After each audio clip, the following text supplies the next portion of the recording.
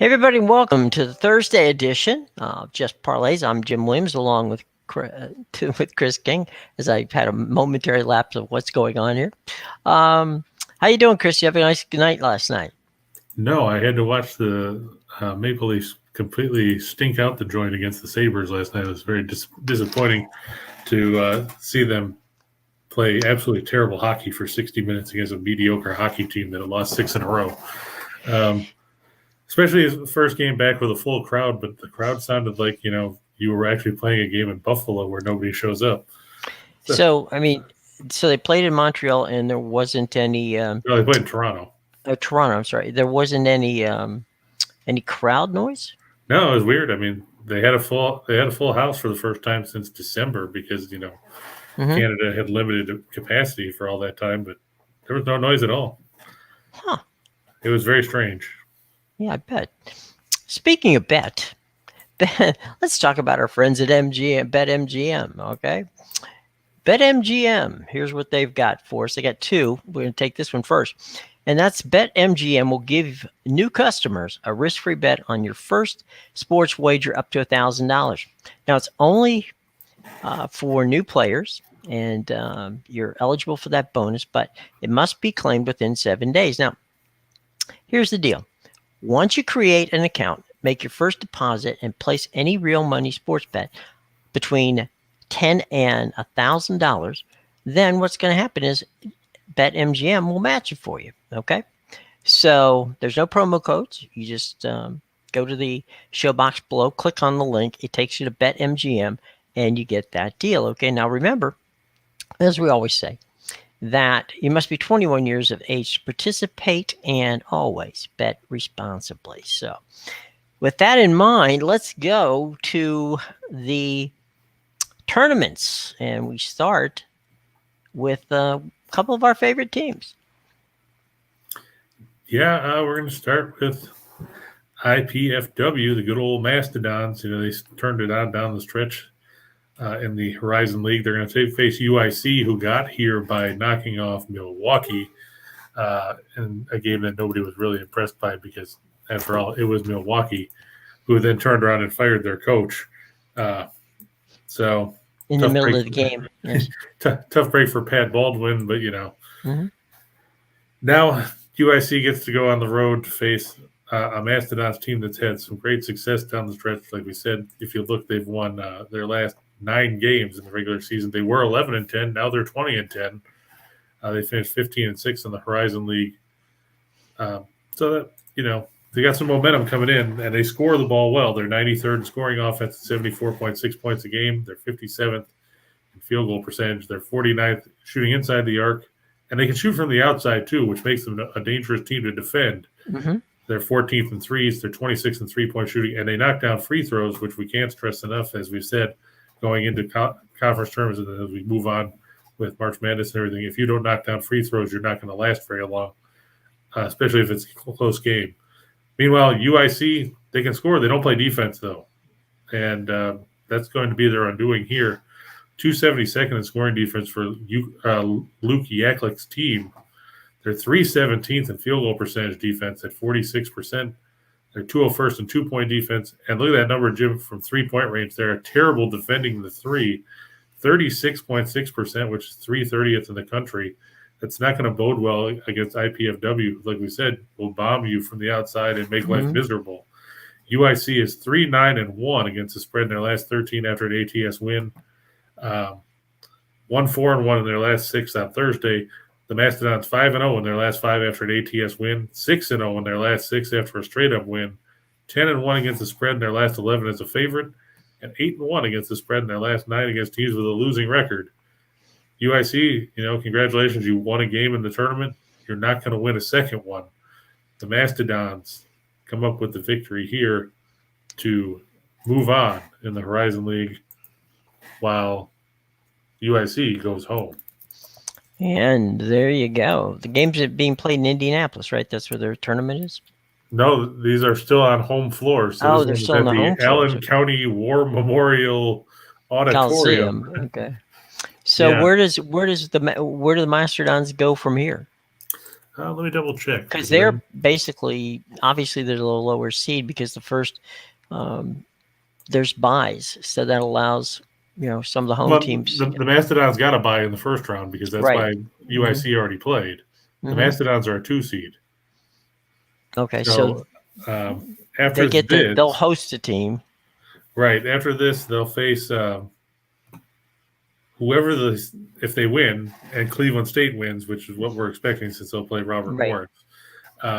Those teams would face, the remaining seeds to come out, which will be either, let's see, you've got Oakland and Wright State are playing in one game, and you've got Detroit Mercy and Northern Kentucky. Now, if you hold serve and we'll say that the top 4 seeds go through, then it's chalk. Yeah, if you go chalk, then it'll be IPFW will take on Northern Kentucky, and then Cleveland State would get Wright State in the semifinals on Monday. And I believe then, at that point, then it moves to Indianapolis. Okay. So the Final Four goes to Indianapolis. Correct. Okay. Just because, don't make it simple for anybody. Only one plane trip. Okay. So from there, we move on. And this one, the Atlantic Sun. And the odds make us be liking Jacksonville here. Well, I mean, let's face it. If you look, I think this is one of those things where Central Arkansas is just happy to be here. The Bears, despite being 7-9 in the conference, somehow got a home game in the opening round of the Atlantic Sun tournament. They beat Stetson. The Hatters. Yep, in a close game, they won 74-73 on Tuesday to get here. Unfortunately, they have to go on the road now, and they're just 3-13 on the road. In that game against Stetson, they were down 14 with 15 minutes to go. They were down 13 with 11:45 to play and came back to win. So I guess good on the Bears for that. But again, that was at home. Now they've got to go on the road where they've struggled all year long. They're 3-13 against the spread. They're not a whole lot better. They're 6-10, and you've got to face a Jacksonville team that is 14-0 at home. And of the 10 games that had a line in that one or on their contest, they won 9 of them against the spread. Wow. It does not look good for Central Arkansas. Just look at the numbers defensively. Jacksonville 4th in the country, giving up just 58.6 points a game. They hold opposing teams to 39% shooting, 47.2% from inside the arc, 29.2% from three-point range. That's 12th in the country. And they're very good on the glass with a plus 7.8 rebound per game differential. Meanwhile, as you see, Central Arkansas, no bueno when it comes to playing defense. 356th of 358 teams in scoring defense, giving up 81.2 points a night. They are 343rd in field goal percentage defense. They're 347th in two-point defense. They give up more than 8 threes a game. They're 246th in three-point defense. And they give up more than almost 2 rebounds per game more than they pull down. So basically, playing against Central Arkansas defensively is like playing against air in the layup drill because they can't stop anyone. Central Arkansas 2-8 against the spread in their last 10 on Thursday. Jacksonville 6-0 in their last 6 after an ATS loss. 10-1 in their last 11 at home against teams with a road winning percentage below 400, which, in case you're scoring at home, 3-13, definitely well below that. The Dolphins 6-1 against the spread in their last 7 after a straight-up loss, and 6-1 in their last 7 as a home favorite.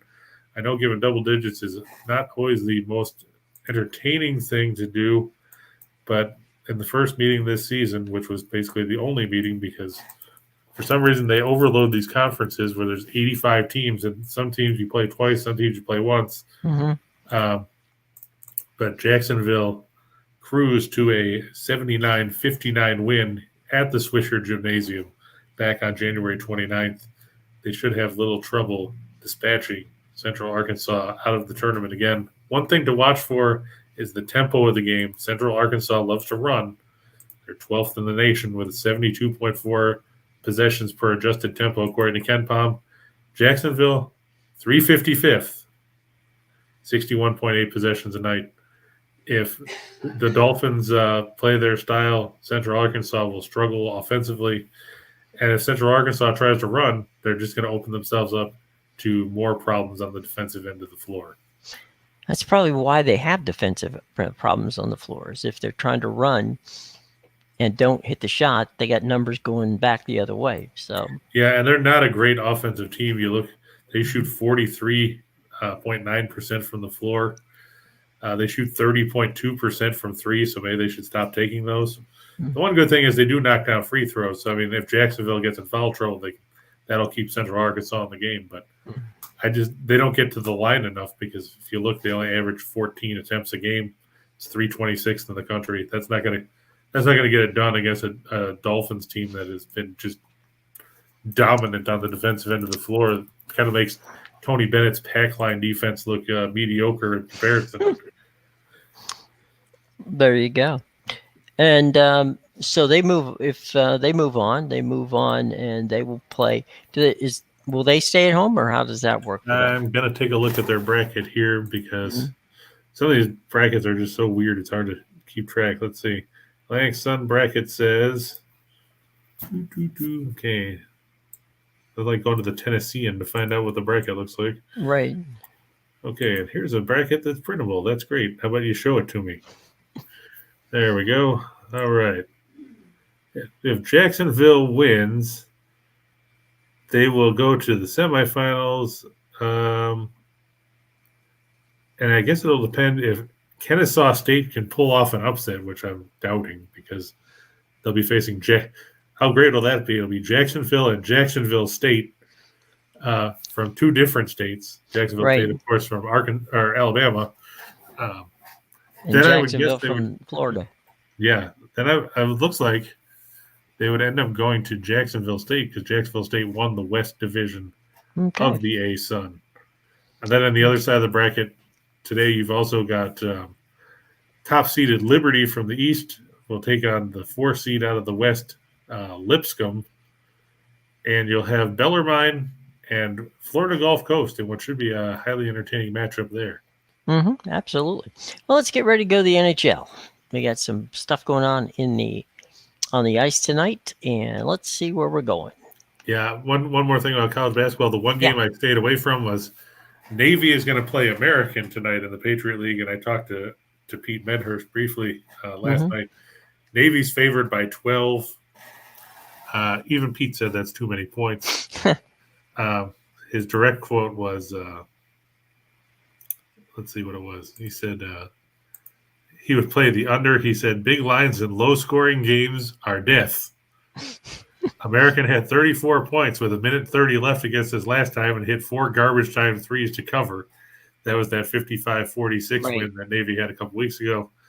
So even Pete doesn't think that Navy should be favored by 12 or 12.5 here. So we're staying away from that one. Absolutely. A lot of oil in Edmonton. They're taking on the Blackhawks.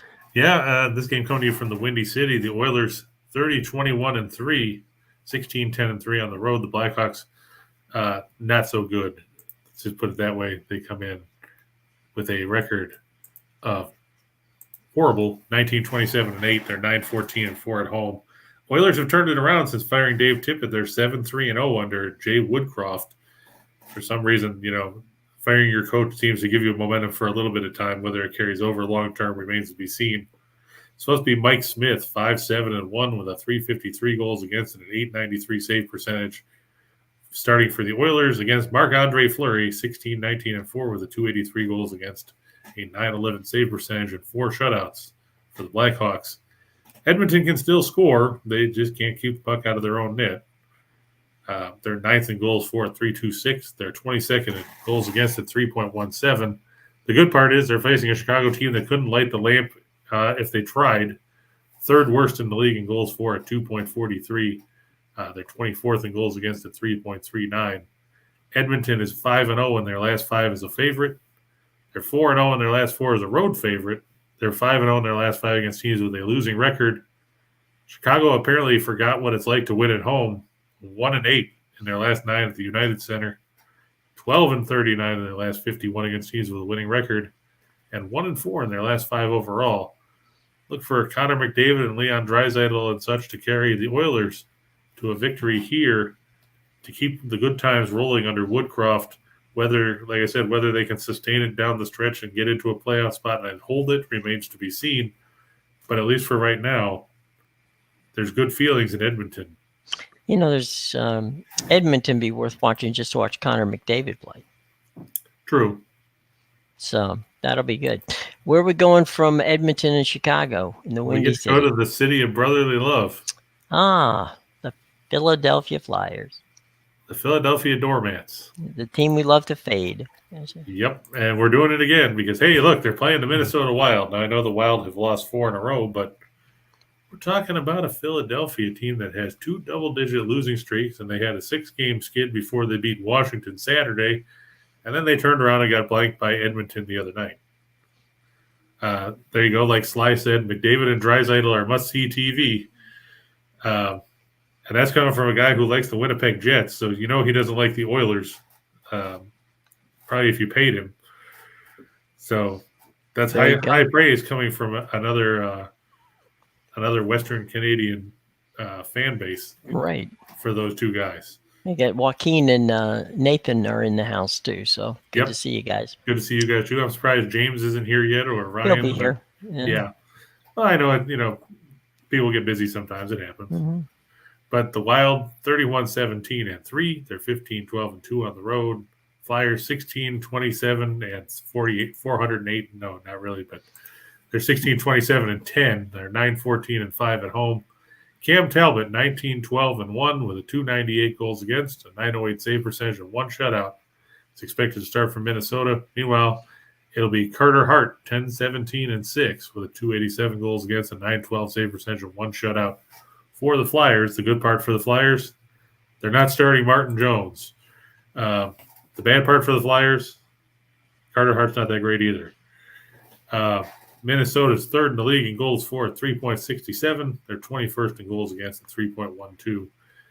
The Flyers, they're kind of like the Blackhawks. They don't score either. 29th in goals for, 2.47 a game. They're 25th in goals against at 3.40. Minnesota 4-0 in their last 4 after a home loss of at least 3 goals. They're 10-1 in their last 11 against the Metropolitan Division. They're 38-13 when their opponent scores 2 or less. And guess what? Like we said, Philadelphia scored none the other day. The Flyers 2-12 in their last 14 after a loss by at least 3 goals. They're 1-6 in their last 7 when their opponent scores 2 or less in their last game. And finally, the Flyers 0-8 in their last 8 on Thursday. It's going to be 0-9 because, let's face it, unless Carter Hart makes 55 saves and they win 2-1 or 1-0, the Flyers aren't going to get the win here, even at home. Got a question there from Walking Spotted Bear. I mean, there was a lot of interesting games yesterday for sure. I know the big thing was UNC Asheville. Hey, Tom. Nice to see you're here. UNC Asheville melting down late. Wasn't helped by the officials calling a ticky-tack foul on a clean block that led to Asheville's best player then arguing and getting a technical, so he fouled out. Allowed Charleston Southern to come back, hit a tip-in at the buzzer to win that one. I'll tell you what scared me the most was watching Auburn. They played great basketball in the first half. They're up 19 points. Then I turned it back on in the second half, and I'm looking at Mississippi State had outscored them something like 28-11 At one point, they were up by 5 or 6. Then the game went to overtime, and Auburn decided they were going to play basketball again. But the thing is, and Bruce Pearl's got to get this straightened out in a hurry, be it in the regular season finale or in the SEC tournament, because you can't play 20 minutes of basketball and then try to coast for 20 minutes, or you're going to be coasting to the golf course because your team's going to be out. They scored 21 points in the second half against Mississippi State yesterday and then scored 20 in overtime. Now, if Auburn coasts like that against a team in the tournament, people are going to be talking about all year about how Auburn was overrated all year long because they got beat by some scrub team from some conference that they never heard of, that we've probably talked about 75 times. Right. But the average Joe Q public guy is gonna be like, I can't believe they lost to North Texas or something like that. Well, you're also going to get the usual situation where they say, well, Bruce Pearl can't coach with talent. He got that a lot in Tennessee. Then when he left Tennessee and went to Auburn, things looked good there. And I guess unless you make the Final Four, from Bruce Pearl's standpoint, he won't be considered a decent coach, which is Well, but silly I mean, he because made the he's Final Four a done couple of well. years ago when they lost to Virginia on That's right. that questionable play at the end of regular or the end there. But you're right. I mean, Bruce Pearl probably gets painted with an unfair brush because of the whole thing with the show cause penalty in Tennessee and everything else. But his team's got to turn things around and play better. And there you go. There's James talking about with WTF UNC Asheville. That's what we were just talking about a minute ago. And then there were even some good games that they weren't conference tournaments or anything like that. Right up in your neck of the woods there, Jim. George Washington went to triple overtime to put away Duquesne. Right. In a highly entertaining game for the 72 people that were in attendance. And the 25 people who cared. Right. Rutgers got a big win on the road at Assembly Hall. They knocked off Indiana. You had some other close games. Campbell slipped by Presbyterian in the Big South tournament in double overtime. You had Charlotte beating Middle Tennessee. Georgetown hung tough. They were a 13-point underdog. They only lost by 5 at Seton Hall. I have to wonder if Seton Hall was a little hungover from their weekend win. Creighton got by UConn. Arkansas slipped past LSU in a wild game over there at the Bud Walton Arena. So, I mean, there was a lot of good games yesterday that some people probably didn't think about watching or didn't get a chance to watch. But, I mean, everywhere you look, there was close games around. And then you had Iowa State, who only scored 36 points. And that was disappointing. They lost 53-36 at home to Oklahoma State. And I was disappointed that Notre Dame fell to Florida State. Leonard Hamilton got enough out of his guys to rally in the second half because they were down 5 at halftime. Came back and got the win 74-70. I don't think it's going to help them as far as trying to get anywhere near the tournament, but I guess, they can go to the NIT. Yeah. Real quick on what you mentioned about Georgetown. One of the reasons that Patrick Ewing received a vote of confidence is because, from what I understand, he's got a very good class coming in. And some of the criticism of the kids who left has to do with the fact that the academics at Georgetown are such that these guys couldn't make it academically. So they hit the portal before they got, tossed from the team for academic reasons. So the theory has been that Patrick will be able to stay because of his incoming class, and the incoming class is a class that might very well actually even be able to stay at Georgetown academically. Now, which guys is he talking about that left? Are we talking about last year's guys that left? No, the guys that left this year in the portal. Oh, they had more guys leave? Because I remember, they got gutted when McClung left and Akinjo and all those other guys. Yep. It just seems to be a steady departure from Georgetown over the last couple of years, where guys come in and then all of a sudden they're gone. They go somewhere else. Yeah, they and revitalize their career. School. Yeah, well, there's that too. Yeah. I mean, and you remember, I'm sure, Jim, back in the 80s and everything, with the whole thing with Joe B. Hall and everybody in Kentucky, with Chris Mills with that envelope that had a bunch of money in it that was it was an Airborne Express envelope or something like that. So, I mean, it's not like it's uncommon that these guys would have no reason to think that could happen, where they wouldn't have to go to school and still get to play basketball. I mean, hell, they made a movie out of it with Nick Nolte with Blue Chips. Remember with Shaq and everybody. Well, even John Calipari is the actual, king of the one and dones. That's true. And the only time that worked, the only time that there was an exception made at Georgetown for that was John Thompson did it for Allen Iverson. He knew that Allen was not going to play 4 years. He knew that Allen was not going to be able to hold at Georgetown for 4 years. So that's where that went. All right, before we get to the association, let's talk about our second MGM promotion.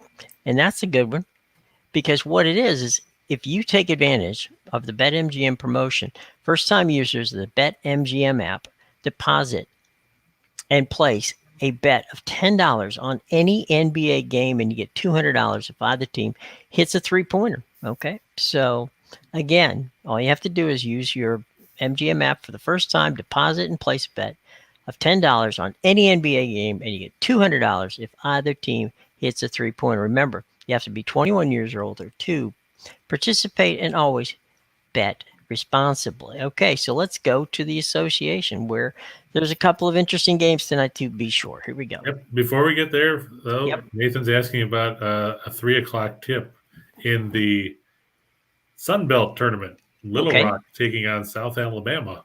And South Alabama, obviously the better team there. They're 19-10.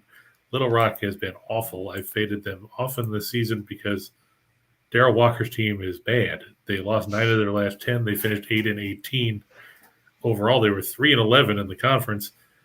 Included in that stretch was a 77-46 loss in Mobile to South Alabama back on February 10th.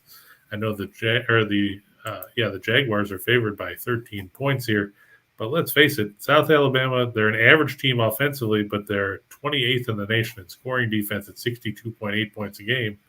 They're 28th in field goal percentage defense at 40%, and they defend the three. Meanwhile, Little Rock is just bad on both ends of the floor. They're 291st in scoring offense. They're 292nd in scoring defense.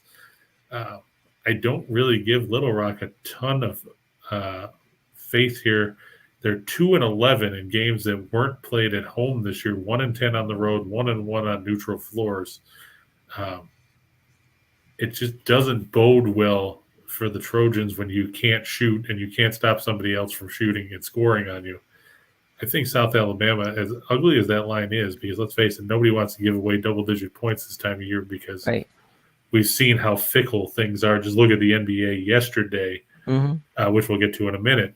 But I think that South Alabama, like I said, they won by 31 the first time. I don't see Little Rock putting up a ton of fight in this one because they can't keep guys healthy. That's true. Bear, I think you're probably right in some of these cases in college basketball. And I agree with him too. I mean, a lot of these things you could just throw up there and say that make them all pick'ems or make them all give the edge to the home team like you would in the NFL or something like that. Well, it's like Pete said about the Patriot League, and it could be said for many leagues, and that is that at this time of the year, 2 through 8 are not that far apart. That's true. So, that such is the case. Well, moving on to the association, the Grizz and the Celtics play. Yeah. So, somebody explain to me why this line moved, because I've been looking for the last 3.5 hours trying to figure it out. Because last night Memphis was going off as a 3.5 point favorite. Now all of a sudden they're a 2.5 point underdog. And you know what? The injury report doesn't say a damn thing about it.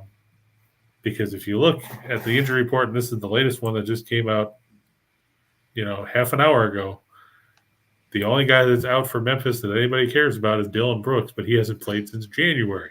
Right. Meanwhile, Jaylen Brown is out for the Celtics. He sprained his ankle Tuesday night against the Hawks and will not play. So what in the blue hell is going on where Memphis is now suddenly an underdog? I get the fact that,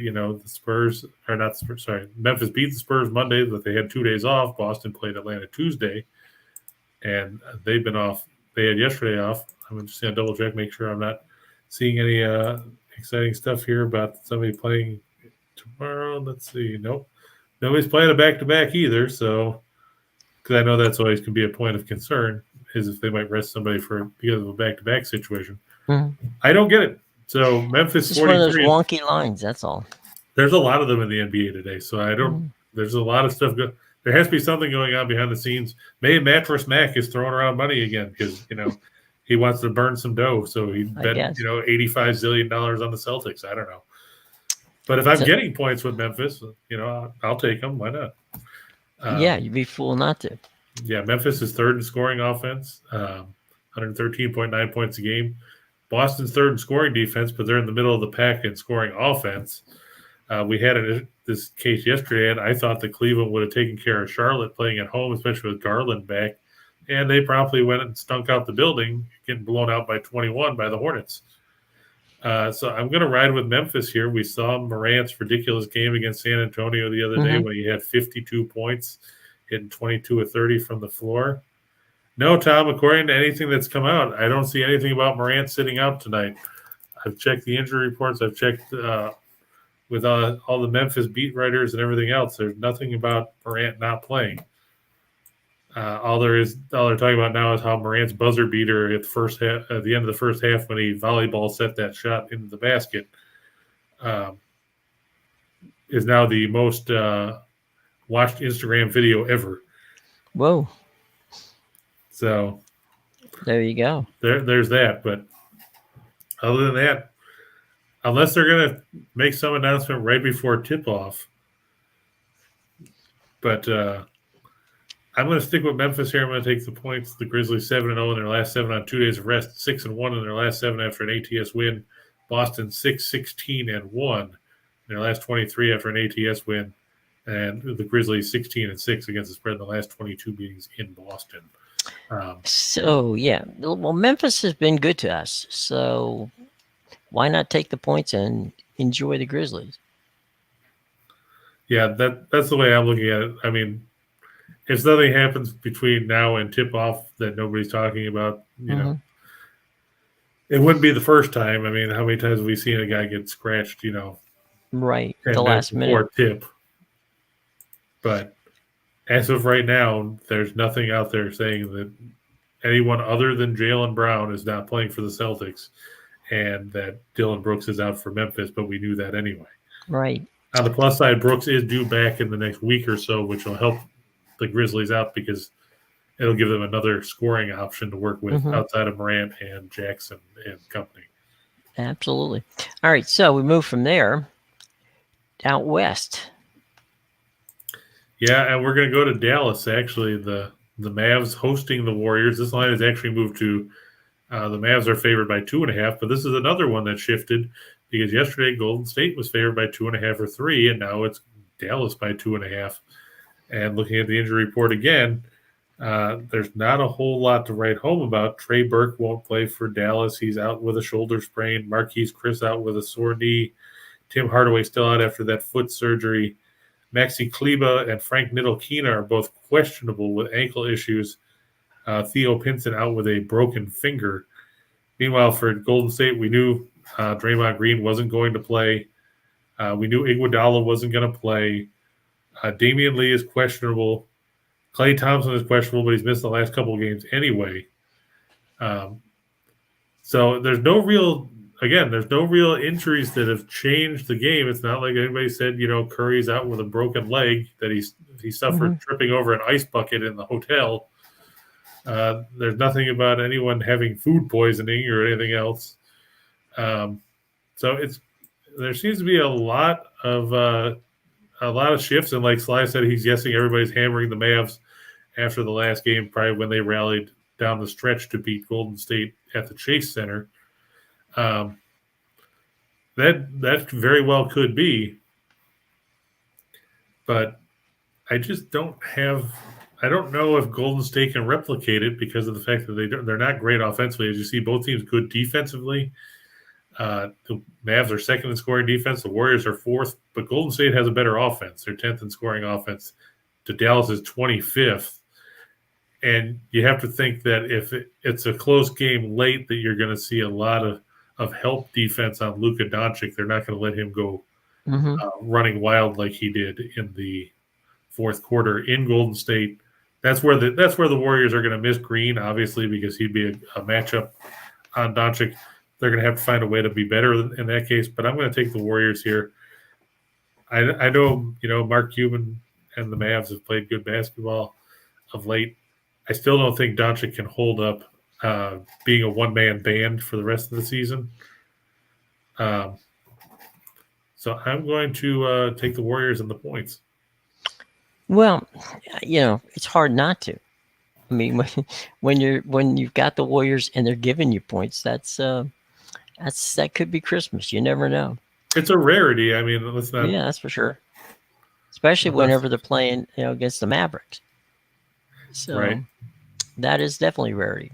But you know what's not a rarity, Chris? And that is that you're going to send your best parlay tickets to play made up of 1, 2, 4 teamers or even more. Now, as we said before, not every time are you going to win.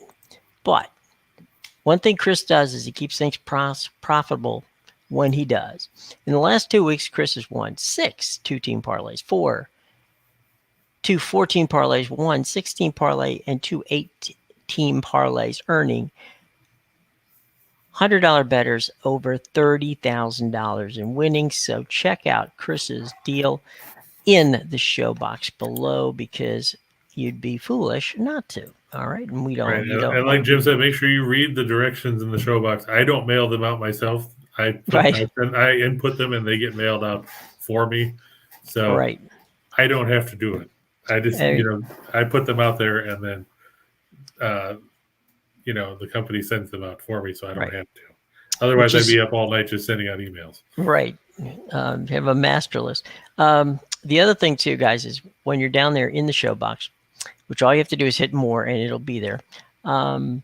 Check out our BetMGM stuff. So all of it's in the show box below, plus all the links to our social media and everything's there. So do check it out. Let's go to 2 for the money, my friend. Alrighty. And yeah, Walking Spotted Bear brings up another valid point where, the biggest factor with the Warriors is how they're going to respond after they melted down in the fourth quarter of that game the other day. And that's a valid point. According to injury reports, Sly Thompson is supposed to be probable with his illness. So the thought process is that he'll play. Of course, like we said, with the NBA, with the way injury reports have been, always check shortly before tip-off, because God knows it's just like the NFL. They won't tell you anything until they absolutely have to about who's going to be active and who's not. But as of right now, they're saying that Thompson is supposed to be on the floor. Well, these 2-team parlays look familiar because I think we hit them all before. Yeah, it kind of makes it, easier, because then there's more research that have been done on these ones. Like I said, I still don't get how Boston is, favored, but we all know how fickle the lines can be, because by the time this show is over, or by the time Steen and Reichel come on, it could be Memphis by 6, because who knows? But I'm going to take them plus 2.5. I had them at minus 3.5 originally, so that 6-point swing just benefited me, and it could benefit you. So true. And IPFW, I just think the Mastodons, like I said, they played good basketball down the stretch. They beat UIC in the lone meeting they had this season. UIC is just happy to be here. They can be happy to go home. Their season's over. The Oilers, like we said, the Blackhawks, just not doing it. Not a good hockey team right now. And the sad part is that this might be as good as this current iteration of the Blackhawks get. They're going to have to make some changes, whether that means shipping out Patrick Kane, whether it means Jonathan Taves has to, either decide to retire or get moved or take a pay cut or something, whether Marc-Andre Fleury gets dumped before the trade deadline. Because, let's face it, that wouldn't surprise me. There's going to be a team that's a contender that wants to shore up their goaltending that would go and chase it and pick him up, and the Blackhawks could get some value back out of him.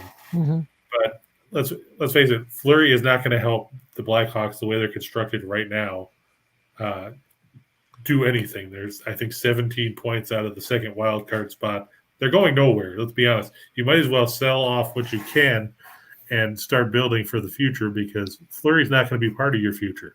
Right. No, but I think that was a good call. I think I could see 4 or 5 teams taking a flyer on him. If I'm in Toronto, I wouldn't mind taking a flyer on him, because he's got to be better than Peter Mrazek, who I think they overpaid in the offseason, but that's because it was kind of a knee-jerk reaction when Frederick Anderson You know, went to Carolina. we talked about Vancouver. Mm-hmm. Vancouver might be another destination for a Marc-Andre Fleury. Now, if that's the case, would they just buy out Halak and let him go? I don't know. They may just leave him on the bench. I mean, at this point, it doesn't matter. That's true. You know, but the key is, I could see them saying, you know what, we need a guy like a Marc-Andre Fleury, and you know, if we're going to go deep in the playoffs, we need somebody with playoff experience. There are very few goalkeepers out there that have more experience in the playoffs than Marc-Andre Fleury. Yeah, I'm interested to see if Vancouver is going to be a buyer or a seller, because I've heard JT Miller has been rumored to be traded. I've heard Brock Boser's rumored to be traded.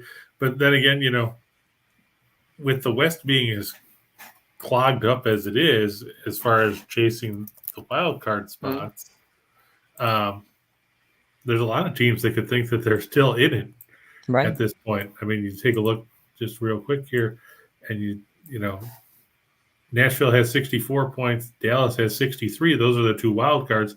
But then you've got Edmonton has 63, Anaheim has 61, Vancouver has 58, Winnipeg has 57.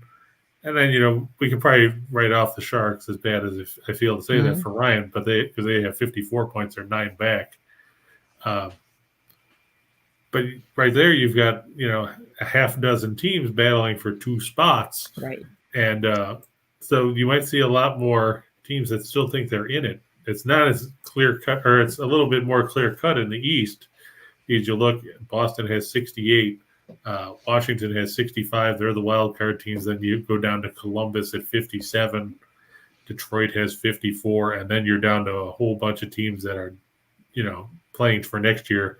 Unfortunately, including probably John's Islanders, who have 48 points. They have a few games in hand, but being 17 points back is a tough ask to try and get out of at this point of the year. And then you've got, you know, beyond them, then you're down to, you know, Ottawa and New Jersey are at 43. The Flyers and the Sabres have 42. And Montreal quit playing back in, you know, early November.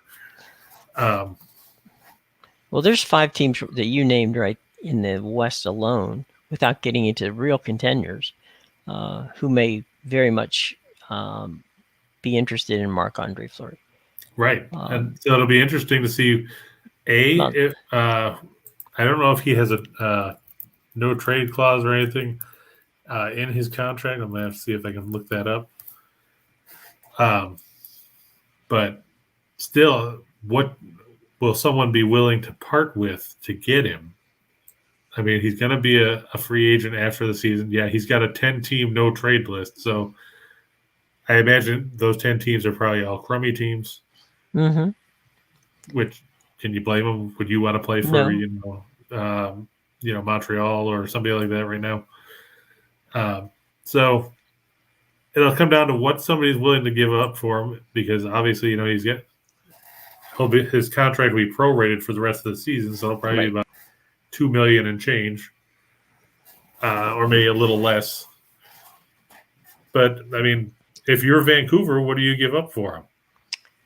Well, because Chicago doesn't want Yaroslav Halak. Yeah, what do you want? Yeah, probably draft choice. My guess would be that. I can see that happening. That's there's not, you're not going to get any player that you're going to need. So most of those deals at the deadline are draft choices anyway. So, and Sly says, hopefully he doesn't go to Edmonton. Mike Smith and Mikko Koskinen are no bueno. Well, we'll see, buddy. We'll see. Let's go 4 for the show. I don't know if Ken Holland would pick him up or not, given the way we've seen Ken Holland deal at the deadline. Yeah. Now, this top one is another one of those lines that we've seen go straight down, because the Bulls were favored by 4.5 points, and now they're favored by 1.5. Again, I haven't seen anything regarding injuries that would lead to such a precipitous shift. So I'm thinking that this is all Mattress Mac screwing with the line just to piss people off. Because if you look at the injury report, Lonzo Ball, Alex Caruso, both out for the Bulls, but that's not a surprise. They've been out for a while. Same with Patrick Williams. Meanwhile, if you look at the other side, you'd wonder why the line hasn't moved the other way, because John Collins still out with that strained foot. Mhm. Onyeka Okongwu is out. He went into the concussion protocol after the game Tuesday night against the Celtics. Lou Williams is supposed to play finally. He's missed a few games with a hip injury, but Trae Young is questionable with a sprained ankle. So if Young is questionable, why is the line moving towards Atlanta? I don't get it.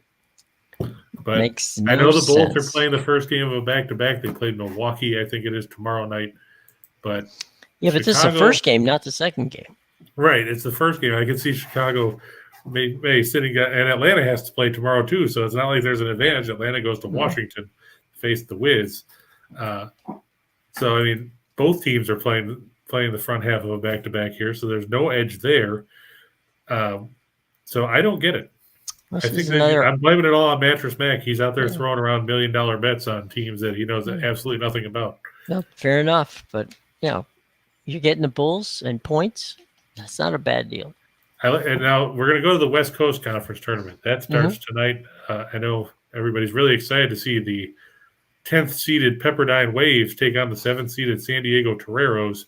But let me explain why I put this up here, other than the fact that, Pepperdine is bad.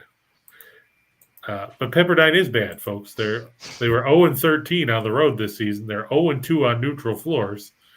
So all of their wins came at home. Well, this game's not at home. It's not in Malibu. It's in Vegas. And this line continues to move in favor of San Diego. So if you're going to jump on it, I suggest doing it sooner rather than later. It's now up to 6. It was 5. Yesterday it was 4.5. Pepperdine might not have Jan Zedek. Of course, his dad was George Zedek, who played for UCLA in the 90s. Keith Fisher also questionable tonight, as is Daryl Polk Jr. Polk Jr., not really a big factor, but Zedek is for Pepperdine. He's their second leading scorer, averaging 13.5 points a game. Meanwhile, San Diego, let's face it, they're not a great team. Nobody said they were. You're not seeded 7th in the West Coast because you're a good team. But when you're facing a team that hasn't won outside their own building all season, you don't have to be that good. Yeah, you don't have to be good. As Bobby the Brain Heenan, like I said, once said, it'll take a good man to beat him, but it won't take him long. And Pepperdine is a sieve defensively. They're 340th in scoring defense. They're 333rd in field goal percentage defense. San Diego doesn't score a lot, but they play good defense. Pepperdine doesn't score a lot, but they don't play defense. I'll take the Toreros to lay themselves on to the second round. Speaking of moving on, we said Jacksonville over Central Arkansas. Central Arkansas is another team that's allergic to defense. I think that they could take Zyrtec or something. It might help them, but not going to help them tonight. And the Panthers, minus with the puck line, it's a lot better than looking at that ugly money line of minus 400 over the Sens. I assume this is being played in Sunrise. That is correct. And let's face it, Ottawa is not necessarily setting the world on fire offensively, and we know how well Florida scores at home. It's supposed to be Matt Murray in net for Ottawa against Sergei Bobrovsky. The money line's actually gone up more now. It's now minus 440. Florida averages 4.59 goals a game at home. Ottawa averages 2.79 on the road, and they give up 3.42. You look at the last handful of meetings between these teams, throw out the 8-2 Ottawa win on December 14th when the Panthers decided to start the now, exiled to the minors multiple times, Spencer Knight. And the 3 meetings before that, Florida outscored Ottawa 17-6. I'll take the Panthers and, go home happy. There you go. All right, let's go to the shot in the dark, or if you like to call it, the menu. And there's plenty of stuff here. Yeah, for your sake, I left out Memphis and South Florida because appreciate that. Yeah. I wasn't sure if Memphis was going to cover double digits. They'll probably end up winning by 50 now, just because I didn't put them on the list. As opposed to where if I put them on the list, they'd probably lose by 6 because Penny Hardaway's team would shoot like 3 of 70 from the floor. So we're going to talk about Norfolk State. They play in the MEAC. They're undefeated at home. They're facing Howard. Howard killed me last week when they lost to Coppin State at home. Then they pushed against South Carolina State earlier this week. But going on the road to face Norfolk State's too big of a challenge. I'm going to take the Spartans -5. Good old Robert Morris.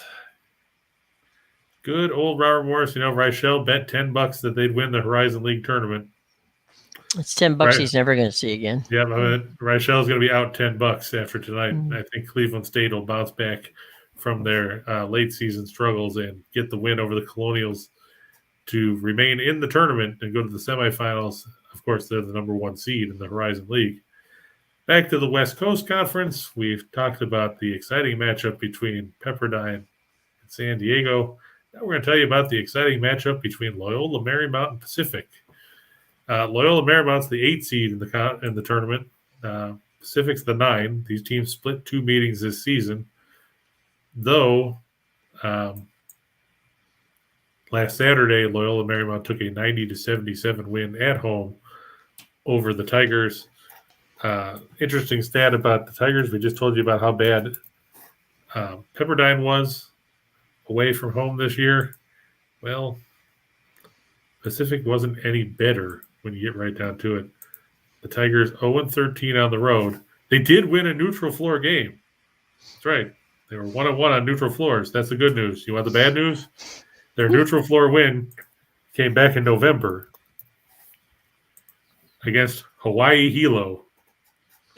Okay. It was a Division 2 or 3 or 85 team. Right.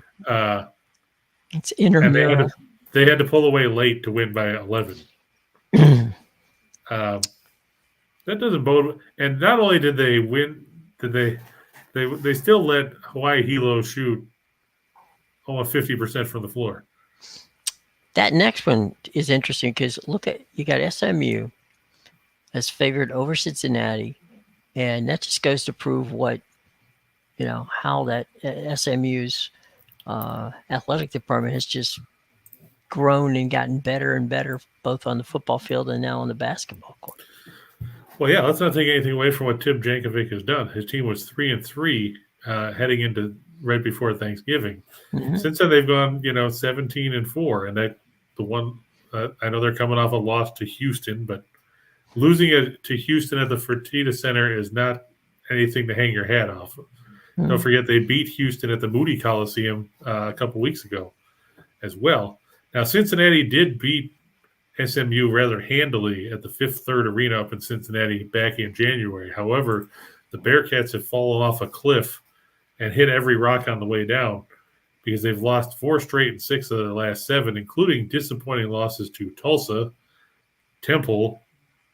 They were blown out by Houston Tuesday. And, of course, let's not forget their loss Saturday at home to none other than my esteemed colleagues' alma mater, South Florida.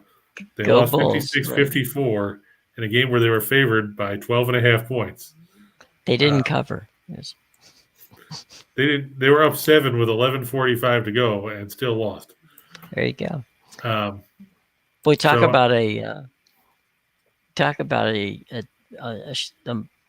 game you don't really need to stay up to watch, the Clippers and the Lakers. Yeah. I'm not going to watch it, but it's fun Somebody will. It's fun to fade the Lakers because, let's face it, they've been awful. Well, they're a disaster. Yeah, and it's not going to get any better. Nope. Anytime soon. There's another team that we like fading, Detroit, the Pistons. Yeah, I know Steen likes the Pistons tonight. I'm just worried that, of all the lines that moved a whole bunch, this one didn't. It's been pretty stable at 8.5. Just looking at the injury report here. Marvin Bagley, the third, is doubtful for Detroit. Frank Jackson is questionable. Their other guys are down in the G League. Nobody cares. OG Anunoby has been ruled out for Toronto. Fred VanVleet, questionable, as is Thaddeus Young. I still think Toronto has enough weapons. I mean, they just came off a home-and-home sweep of Brooklyn. I know it's their third game in 4 nights, but, when you're facing the worst team or one of the worst teams in the league, you have to beat them, especially on your own floor. I'll take the Raptors. Yeah. Speaking of bad teams, there's Sacramento. And somebody posted an interesting stat, Jim, that I want you to know about the Sacramento Kings. Sacramento lost yesterday to New Orleans. Right. Now, that dropped the Kings on the season to 23-41. So even if they win their last 18 games, they would still be only at 500. Now, since the Kings moved, and they're not gonna. Right. Since the Kings moved to Sacramento, way back from, remember when they were the Kansas City Kings? I do. Remember when they were the Rochester Royals? Probably not. Unfortunately, I do. Yes. I mean, they weren't. I wasn't alive. Well, I think it was a lot. It might have been. When did they move from Rochester? I can't remember the exact They moved from time. Rochester to Cincinnati in 1957. Okay. So I wasn't up at the time on NBA basketball at that point. But since they moved to Sacramento in 1985-86, right, the Kings have posted a winning record 8 times in 8 seasons under Rick Adelman. Right, back in the day. Right, from 98-99 through 05-06. Every other coach in the entire time they've been in Sacramento, 29 seasons, the Kings are 0 for 29. That's what you call consistency. Yes. That's going back to, Phil Johnson. Then you had, Gary St. Jean. Dick Motto was there. Right. Then you look, Eddie Jordan, Eric Musselman, Reggie Theus, Westfall. They've all been there. Keith Smart, I forgot he coached. So did he. Mike Malone, George Karl was there for a year. Dave Jorger after he left Memphis. Luke Walton. Hey, look, there's another one of our favorite fading teams, the Arizona Coyotes. Yeah. 3 in a row. There's the Pistons, Sacramento, and the Cactus. Yeah, the Cactus, I know they beat Colorado 3-2 in that game up in Denver a few weeks ago. I don't think they're going to have that kind of luck tonight. This is one of those games where, it's either going to be a close game or Colorado's going to win 7-1. And I'm going to lean towards 7-1. I just think Colorado has too many weapons. Wedgwood stood on his head in that game before. I don't know if he can do it again. So I'll ride with Colorado. I'm going to take Tampa Bay at home over Pittsburgh. That should be the game of the night as far as entertainment purposes. Yeah, it'll be Vasilevsky and Tristan Jerry and net. And then, like you said, you got Stamkos and Kucherov, and you got Crosby and Malkin, and Gunsel and Victor Hedman and Letang, all those guys. So it should be a highly entertaining game. I just think Tampa Bay playing at home has enough weapons to get the win. And then our good buddies Bruce Boudreau, who's hopefully going to listen to me this time and start Thatcher Demko and, leave Yaroslav Halak in the Long Island Sound bobbing around somewhere. In a boat. For them to beat the Islanders at the UBS Arena. There you go. Any final questions we got here on the panel here today? I don't see any today. Got them? Picked up? We got them all? I think so. Yeah, Roland is, let's see, Roland, Payless for the Juice, Super Sly, definitely doesn't want to see that. Okay, I think we got them all. Anybody else, any final questions, class, before we head out today? Going once, going twice? I guess not. So, paying close attention to the game between UT Arlington and Louisiana Lafayette. When is that game? It's playing right now. Oh, okay. Louisiana Lafayette up. They were up 11 with 2:49 to go. Yeah, I don't think you have to worry about doing any in-game betting on that one. That was that game. It's probably out the door. I don't know if I'm gonna watch TV tonight and watch something. You're gonna watch the Lakers and the Clippers. Yeah, of course I'll stay up and watch that. Not the Lightning and the Pens. That should be entertaining. That would be a game to enjoy. And Bucknell playing Colgate in the Patriot League tonight. That's definitely a remote drop. There's no question about that. Oh no, I'm just wondering if Bucknell can pull off another upset. They upset Lafayette in the opening round. You know what? It wouldn't stun me. I'm just going to if they did. See what Colgate did against them in the regular season. Colgate won by 19 and then won by 14. The line's 15 and a half. Well, Super Sly says that it's a light day for him. He's getting ready for Saturday. Okay, Sly. I don't blame you. Saturday's going to be an entertaining day. A lot of rivalry games in the big conferences, and then of course, you'll be deeper into the conference tournaments for some of the smaller ones. The West Coast Conference, for example, that's one of the tournaments I'm doing for winners and whiners. So at that point, should things hold chalk, you would see BYU face San Francisco in what a lot of people are billing a potential NCAA tournament elimination game, because you have to wonder how many teams the West Coast can squeeze into the tournament field. And, Santa Clara will also be playing Saturday as they're the 3 seed.